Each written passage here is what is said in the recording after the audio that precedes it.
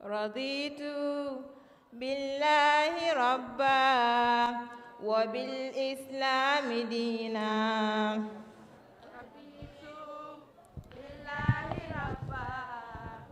وبالإسلام دينا وبمحمد صلى الله عليه وسلم صلى نبيا ورسولا. Allah, you're the source of life, and you're the source of truth. To obey you, oh, must strive, and my aim springs to you. Allah, you are the only one who promises all who's true. You don't need anyone, but we have need of you. And I sincerely pray to be a man who wants to love until my final day.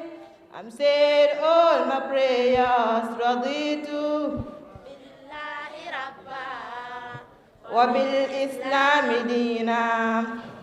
Raditu billahi rabba wa bil islami dina. Wa bi Muhammadin sallallahu alayhi wa sallam salla nabiyyan wa rasulan. I'm a savage.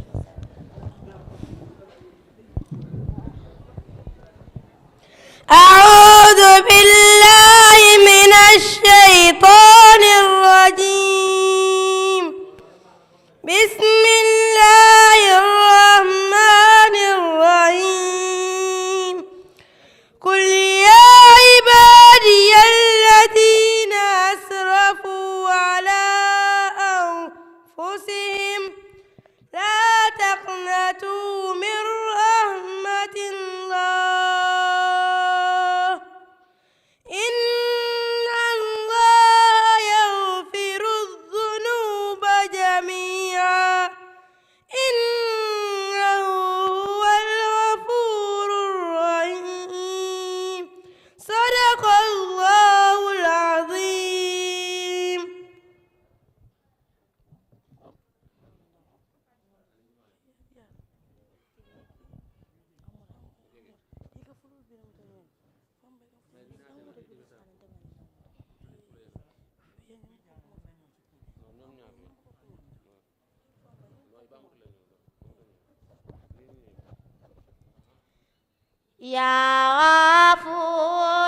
yaa Ghafuur yow yaa ñu jéggal bàkkaar ñu defoon kon jéggal ñu. yaa Ghafuur yow yaa ñu jéggal bàkkaar ñu defoon kon jéggal ñu. yaa Ghafuur yow yaa ñu jéggal bàkkaar ñu defoon kon jéggal ñu. yaa Ghafuur yow yaa ñu jéggal bàkkaar ñu defoon kon jéggal ñu. yaa Rasuulallah yaa Habiiballah yaa Rasuulallah yaa Habiiballah yaa Rasuulallah yaa Habiiballah yaa Rasuulallah yaa Habiiballah yaa Kabiir yow yaa ki mu rëy rëy sambu bala jam du ko sol. yaa Kabiir yow yaa ki mu rëy rëy sambu bala jam du ko sol. yaa Kabiir yow yaa ki mu rëy rëy sambu bala jam du ko sol. yaa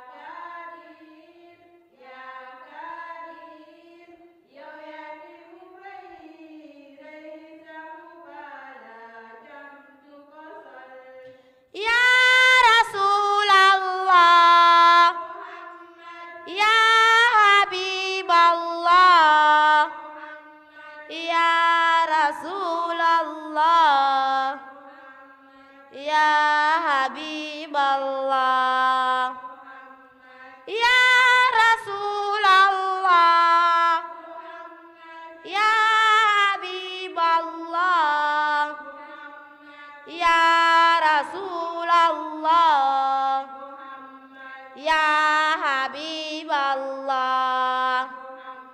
Ya salam, ya salam, yow yaa ki mum jàmma jàmma satur la kon jàmmal ñu. Ya salam, yow yaa ki mum jàmma jàmma satur la kon jàmmal ñu. Ya salam, yow yaa ki mum jàmma jàmma satur la kon jàmmal ñu. Ya salam, yow yaa ki mum jàmma jàmma satur la kon jàmmal ñu. Ya Rasulallah, ya Habiballah, ya Rasulallah, ya Habiballah, ya Rasulallah, ya Habiballah, ya Rasulallah, ya Habiballah, ya Muhammad, ya Muhammad, xarit Yàlla bi soppe Yàlla bi jaam Yàlla bi. Ya Muhammad, xarit Yàlla bi soppe Yàlla bi jaam Yàlla bi. Ya Muhammad, xarit Yàlla bi soppe Yàlla bi jaam Yàlla bi. Ya Muhammad, xarit Yàlla bi soppe Yàlla bi jaam Yàlla bi. Ya Rasulallah, ya Habiballah, ya Rasulallah, ya Habiballah, ya Rasulallah, ya Habiballah, ya Rasulallah, ya Habiballah.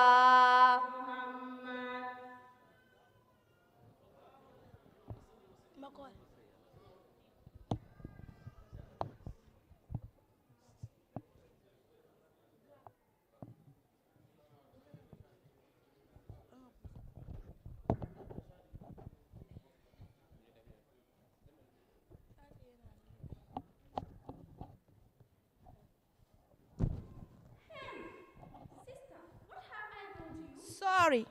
Sister, calm down and say sorry properly. In fact, what is your beautiful name? My name is Baby I.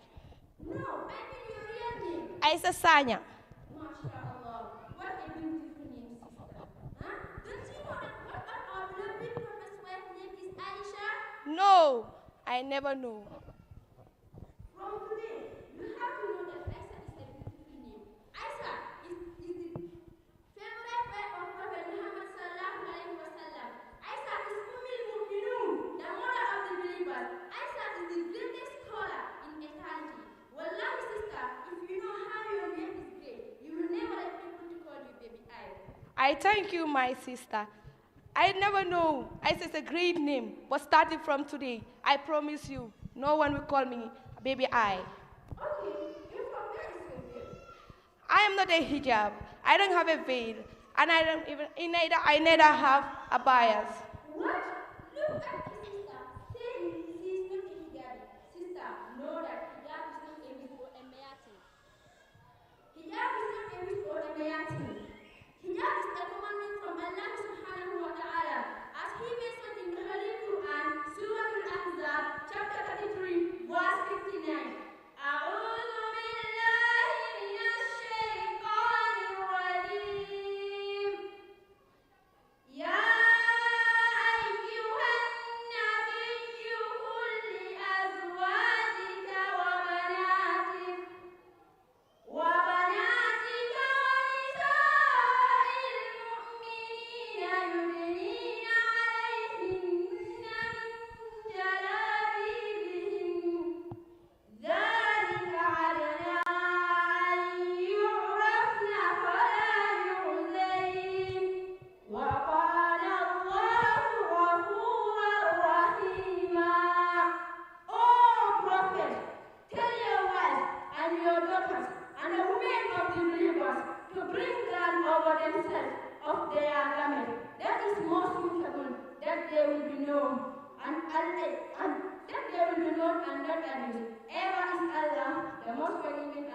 code.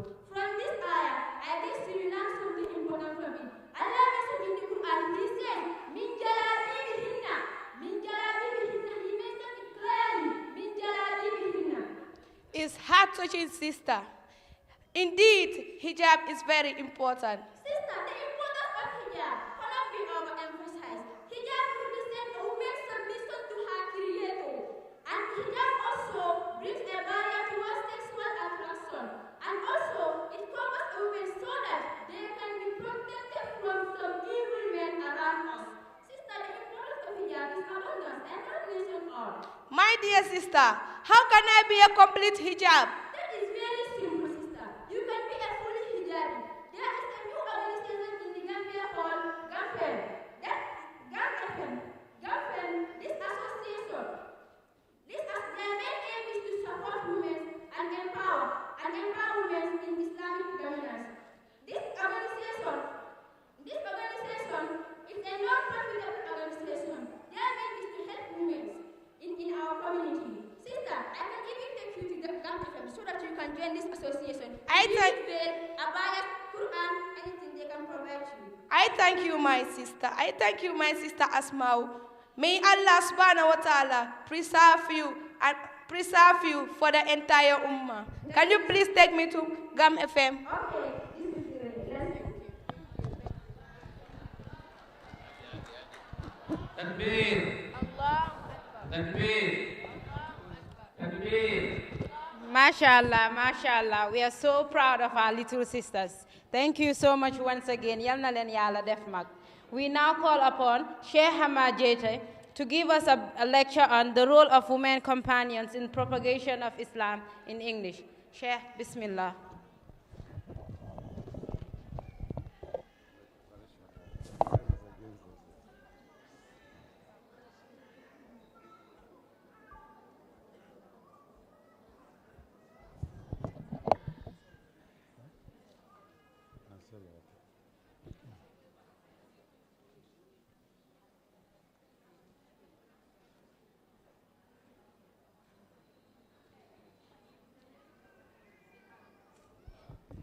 السلام عليكم ورحمة الله وبركاته.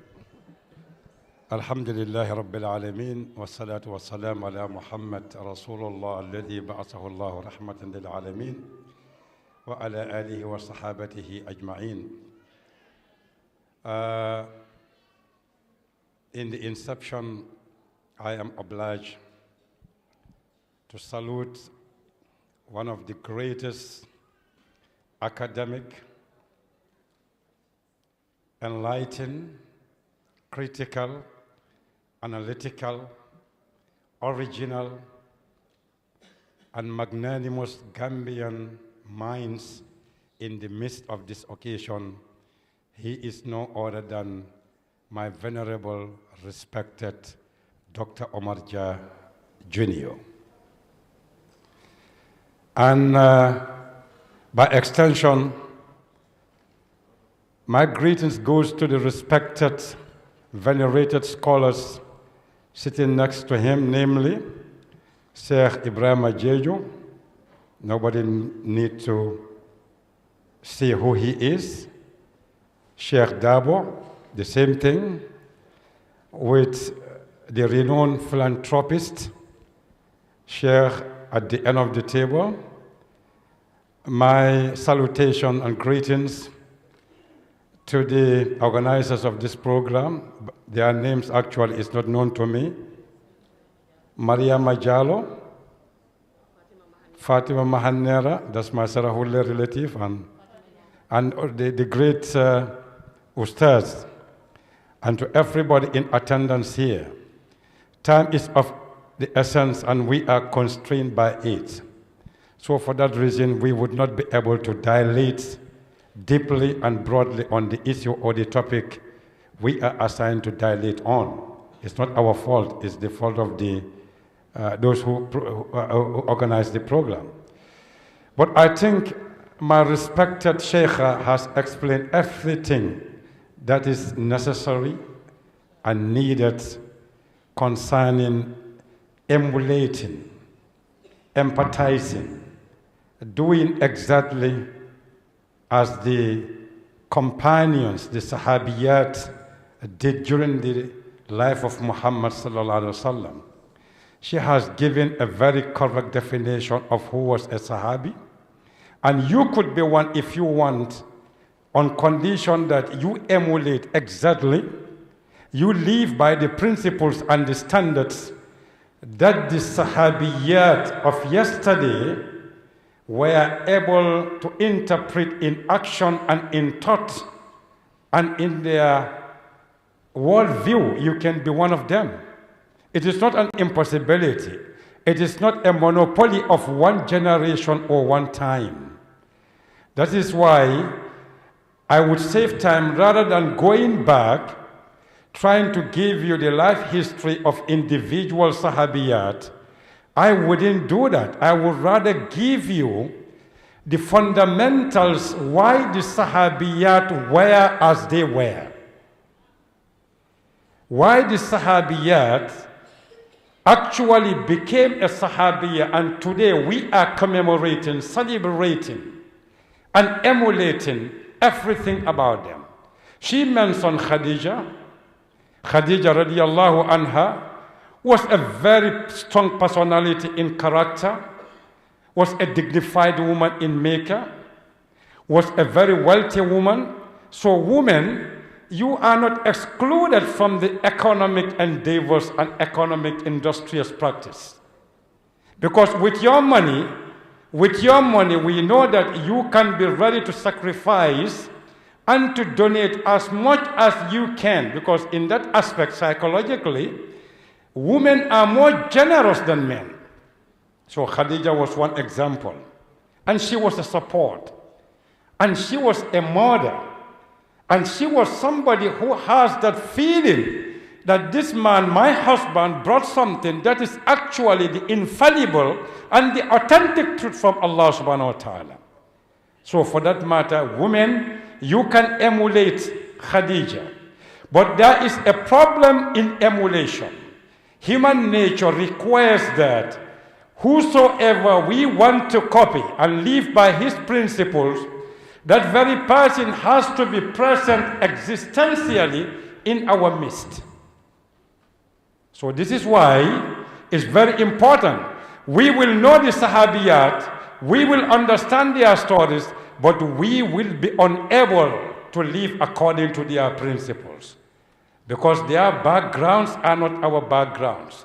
There was a component of intellectual strength and power, spiritual sophistication, and a very, very objective, broad worldview, because they were able to see the world materially and they were able to see the next world spiritually. But we can do it. You know why? Because we are deprived of one of the most important components of being a human being, that is knowledge. Knowledge. You know, without knowledge, everybody is useless.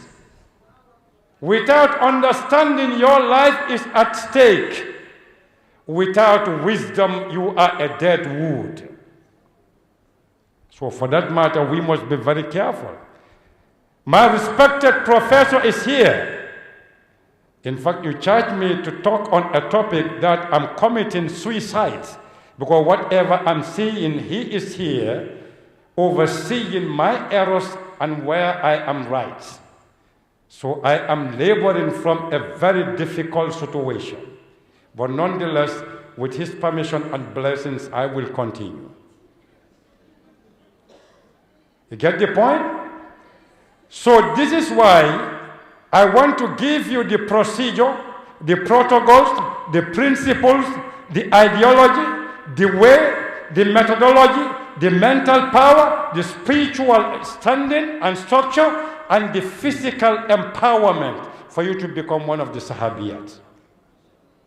That could only be done through understanding the commandments, the imperatives, the directives, and the control mechanism of the Quran.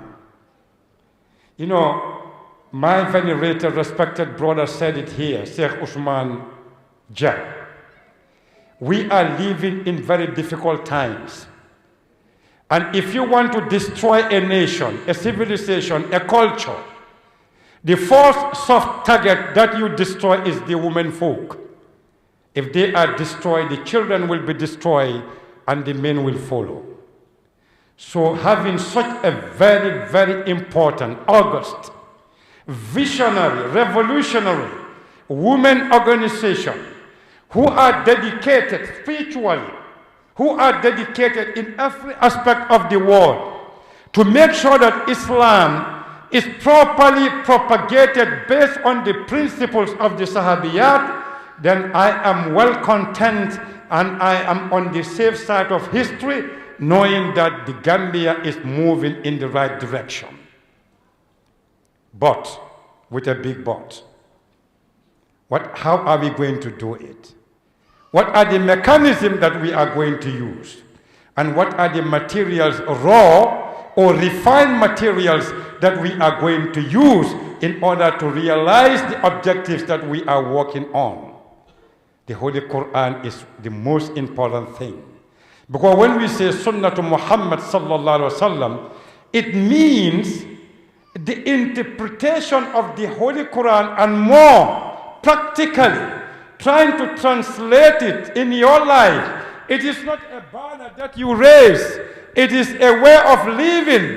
It is a way of thinking. It is a way of doing things interactively. When you do that, this is how you cherish, you know the meaning of the Sunnah. We can only do that by understanding the Quran.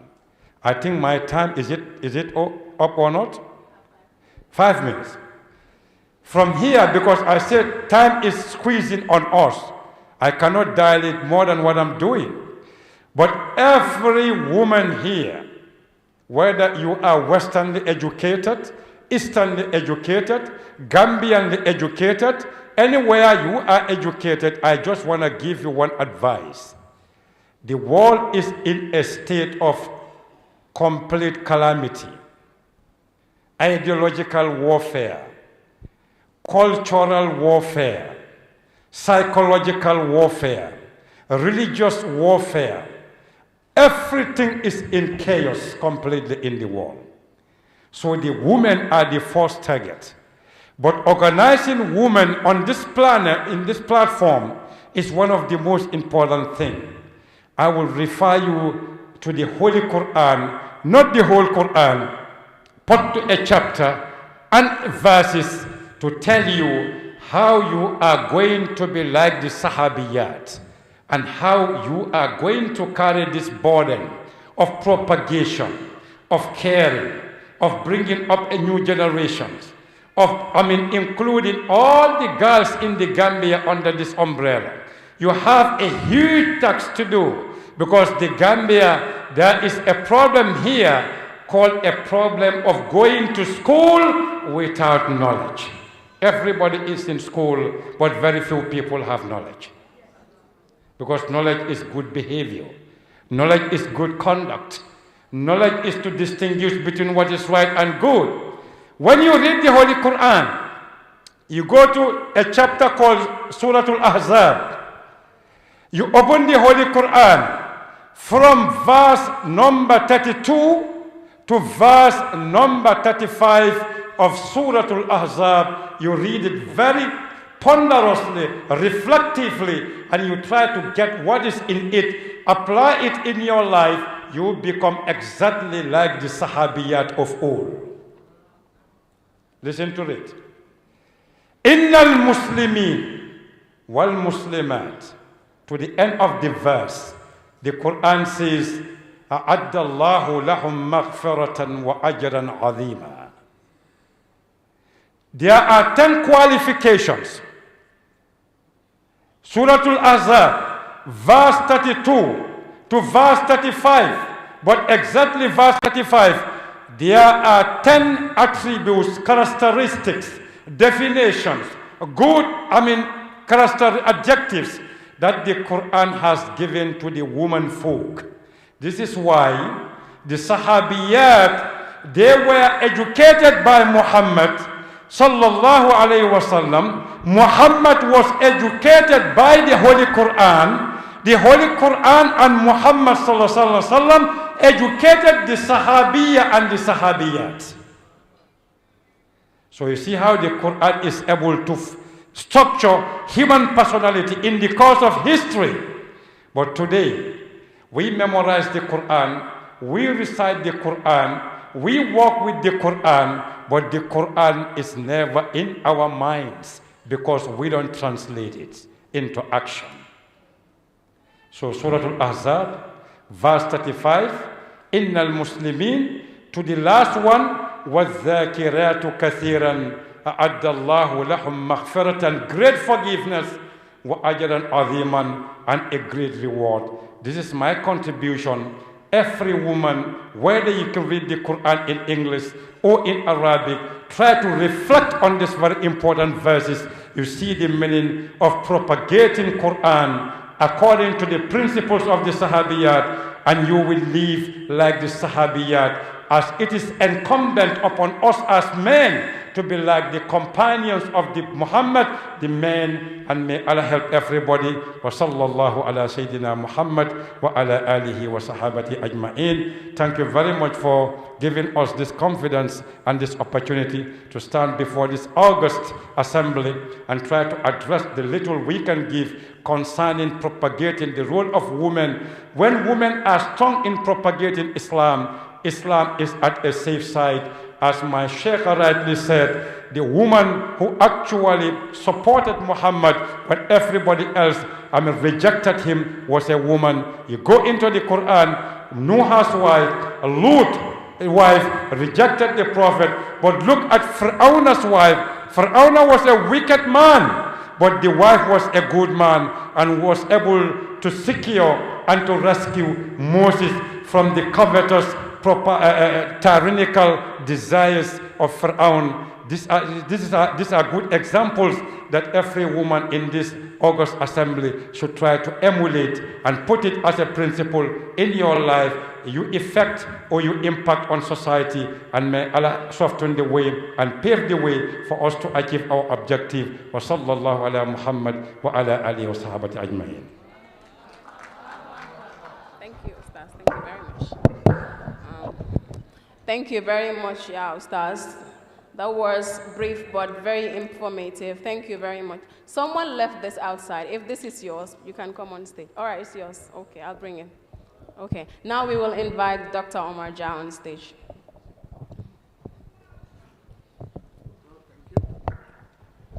Bismillah ar-Rahman ar-Rahim. Bismillah ar-Rahman ar-Rahim. Wa sallallahu wa sallam ala Sayyidina wa Nabiyina Muhammad wa ala alihi wa sahabatihi ajmain. Gamfem, I would like to express my profound gratitude to be here. Di leen sant bu baax te di leen gërëm di ñaan yàlla liñ fi gis yàlla àggali ko jàmm suñu xel dal na lool ndax dafa nelli xam nañ ne bu dul jigéen mu yàqu waaye dafa nelli àddina lu mu jafe-jafe gis nañ ne progrès mu ngay am kon ñu ngi nuyu ñi ci high table bi suñu mbokk yu jigéen yu baax yi Mariama Diallo biñ leen déggee na ñoo ci nekk suñu xel dal na soxna Fatoumata ñaan sista yéen ñëpp ñu leen Mahaneera ñi lee bu ñu leen déggee rek suñu xel dal lool suñu xarit xama ñoom ñun ñoo bokk guerre bi suñu sëriñ Ibrahima Jeeju mu nekk faqih bu mag ci dëkk bi la xam ne buñ gajee dañuy dem ci moom di nuyu suñu imam di nuyu saxaabi bi làqu kenn ca koñ ba ne moom saxaabi moom day làqu saxaabi buy làqu laa ko tuddee waaye uññi naa mbóotam mi de fi mu ne ni moom di nuyu suñu jigéen yi baax yi yépp ci kanam ndax suñu yaay yeeg suñu kii ñu ëmb lii suñu xel dal na ndax dëgg àddina lu mu jafe-jafe itam yàlla di may ñi jàpp ci moom ak lu seytaane am doole yàlla di may ñi jàpp ci moom leer ñuy mën a struggle ba àgg fi ñu bëgg dama ko wax barki démb dayob nit mu ngi ci ne yàlla daf koo bind ngir moom xam nga nit yàlla dafa bind àddina yépp ngir nit waaye mu bind nit ngir yàlla kon loolu dayo la bu rëy waaye dayob nit nag jigéen a ci ëpp doole frankly nit bu ñu ko seetee jigéen dayob moo ëpp doole góor ndax loolu yàlla doxal xilaafa gi mu ñu jox ndax dayo bi mu ngi sukkandiku ci nattu bi mu la nattu nga nangu ko boo gisee wurus am dayo dañ ko dugal ci safara mu nangu gis nga wurus bu ñu ko dugal rek mu génn kenn du ko sol waaye dafa dugg ba génn moo tax mu am dayo biñ la tàggatee yàlla tàggat la nga nangu ko ci la sa dayo di yokkoo yàlla nag mu ne dañoo seet ci alquran mu am ñeenti tàggat yum teg nit ñu seet na ñeenti yëpp daanaka jigéen a ko moom yàlla def ne bi ma leen bindee def leen xalifa ngir ngeen doxalal ma ngeen war a bëri di yarante jigéen moo tax machine boobu di génnee jigéen la usine bi ñeenti nattu yu yàlla teg nit bu ñu ko seetee yëpp jigéen ko moom mu ne xamalathu ummuhu kurhan wa wadaathu kurhan yaayam moo ko ëmb juróom-ñeenti weer ci coono imbi ko ci coono ñu ne ñaar yooyu de jigéen a ko moom ñu ne ñaar yi ci des ñu ne kutiba aleykumul qitaal wa huwa kurhun lakum dañ leen a teg xeex mu nekk nattu waxambaane wu toll ci toll ci ponkal ñu ne ko jëlal jaasi rayante ji boobu tam nattu la bu rëy ñu ne boobu de jigéen bokk ci ñu ne boobu itam jigéen a ko moom ndax jigéen bu jëkkëram demee ca xare ba wala càmmiñam boobu daf ci bokk kutiba aleykumus siyaam jigéen bokk ci kon ñeent yëpp jigéen lañ ko teg kon dayob jigéen kenn waru ko underestimate waaye moom nag moo war a xam boppam ñii naxe ñëpp ci jigéen la ñuy jaar ñii naxe ñëpp ci jigéen waaye di yéen de moom kenn du leen naxati yéen ñi mu gis nii kenn du leen naxati summi seen yére di leen jaayaale di leen teg ci moto ñuy jaay bu ko defee booy dem interview ñu ne la solal lu gàtt nga sol lu gàtt dem di interview visa ñu la génneel sa hijab yéen moom kenn du leen ko defati yal na leen yàlla aar yal na leen yàlla musal seen taxawaay bi ñu ngi ci sant bu baax ndax am na yeneen yu ñuy togg yoo xamante ne yéen seen taxawaay bi dana ci am solo bu baax a baax a baax dafa am benn waay bu ñu wax Aaron Rosso dama bëgg ngeen google ko Aaron Rosso su ngeen ko googlee da ngeen xam li ngeen di def ni solo gi mu am saay-saay yi nga xamante ne ñoo jiite àddina bi maasoniya la alamiya ñoom ay Rockefeller ak gaa yooyu dafa amoon ci ñi nga bi ñuy commencé di libérer jigéen biñ ne dañuy goreel jigéen di ci def xaalis bu bari kenn ci seen taalibe yi ñu oo ko nag di ko train comme ni ngay trainer sa taalibe bi ci daara ji saay-saay boobu oo ko yahud bu mag bu ñuy wax Rockefeller ne ko yow ñun xaalis bi ñuy génnee di ko def ngir goreel jigéen yow lu tax nga yaakaar ne ñu ngi koy def mu ne ko xanaa baax rek mu ne ko ñun danañ def lu baax ñun danañ def xaalis ci lu baax jigéen ñun danañ ko génne di pour baax ñun baax parce que seytaane bëggul lu baax mu ne ko dañoo bëgg jigéen génn liggéey xam nga alxuraan daf ne waqarna fi buyutikunna wala tabarrajna tabarrujal jaahiliya ñu ne ñun dañoo bëgg a jigéen génn liggéey loolu kay baax na loolu kay mu ne non parce que ñaari sabab moo tax ñu def ko bu jigéen génnee liggéey dañ ko teg taxe te ñun léegi góor ñi rek ñuy fay taxe suñ joxee fukk bu góor ñi fayee taxe yi fukk ak juróom rek la ñuy am te suñu riba bi dañoo bëgg mu yokk waaye bu jigéen génnee liggéey jigéen fay taxe bu ñu génnee fukk am ñaar fukk ak juróom mu ne ko yaa ngi dégg ne ko waaw mu ne ko yow ñun dañ def moo ne ci lu baax bu ñaareel ba mooy jigéen bu génnee liggéey kenn du yarate xale ci kër gi bu ko defee xale mbedd yi moom leen bu leen mbedd mi moomee ñu mën leen a snatch fu ñu neex ñu yóbbu leen waaye yéen ñii yàlla defal na ngeen am xereñuk bokk di génn waaye la mu bëgg moom ngir ngeen def ko du ngeen ko def kon xereñ googu yal na leen ci yàlla dimbale ñu ngi leen di sant bu baax am na ay activités su ma dégg ngeen def ko fi nag kontaan naa ci istishaara ci wàllu sëy yi léegi garaaw nañ xaqiqatan fu mu ne nii mu rawate bi corona bi ñëwee parce que mental health bi mooy problème mbéjante beeg puusante beeg fi mu ne nii xaalis amatut wala xaalis ñàkk na amal itam maanaam hope xam nga nit li ko yóbbu mooy yaakaar ñàkk na moo tax xeex yi bari lool waaye bu ngeen defee office bi dana baax lool bu ko defee xaj na ngeen di ci waxtaanal góor ñi ak jigéen ñi am na bu ngeen wax itam bugg naa itam ngeen bàyyi xel ci liy dox ci dëkk bi te di ñeeguñ ko jigéen ñu bari ñu ngi leen di yóbbu yi nga seen hijab yi nii am na yeneen hijab yoo xamante ne bu ñu demee dañ koy jàllar bi yooyu war ngeen koy yëg liy dox bu ko defee yéen yi ngeen yëg ñi ñuy snatch ngeen dimbali ñu ci pour boobu bëgg naa ngeen yokk ko ci dama bëgg ngeen yokk ci seen activités yi Cartoon Network yi xale yi seetaan ñi nga xamante ne am ngeen IT expertise ci yéen IT expertise ñu jéem a feet naka la ñuy substituter Cartoon Network yi seen doom yi seetaan nii ay jooni ay xama na ko lay ko waxee ñoom tooman jéeri ay lu nekk ngay dégg bañ naa ko ba xale yu ndaw yi sax fu ne bu ñu koy seetaan boorom ñu am xale yi am 2 years fi ne bu ñuy seetaan ay tooman jéeri ay nangam booy romb sax ñu ne ba toppal fi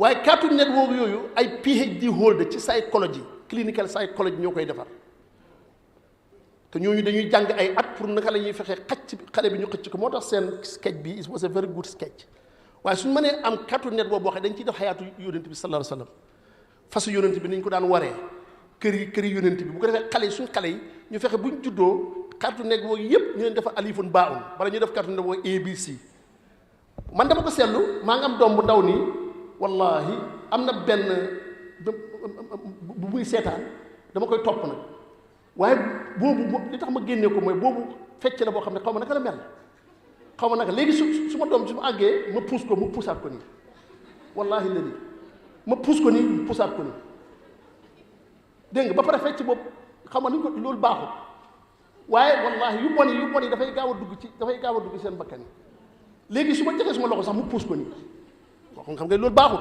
léegi nag ñun waruñoo consume dañoo war a produce léegi nañoo fexe yéen jigéen ñi ñu jéem a gisee ba xam naka la ñuy dañuy executer a programme of ñu give alternative to our kids in terms of creating product boo xamante ne dana islamique dañ ko jéem a def bi nga xam ne moom laay tëjee mooy dañ jéem a def community center community service community center parce que fi ne suñ xale yi heure yi nga xamante ne yaa ngi leen di bàyyi ñuy play outside te kenn contrôle leen suñ defee community center boo xamante ne ñun ñoo koy moom nañ ci jéem a def dara nga xamante ne dañ leen fay dajale dañ leen fa jàngale jigéen ñi tam ñuy xamante loolu dana nekk lu am solo loo xamante ne suñ ko defee incha allah noon bi li mu bëgg du ci am bu ko defee ñuy tëjee ne yal na leen yàlla dimbale li ngeen def nii xamu leen nu mu dayu parce que dafa am lu ñuy wax consciousness collective consciousness is the threat to the new world order.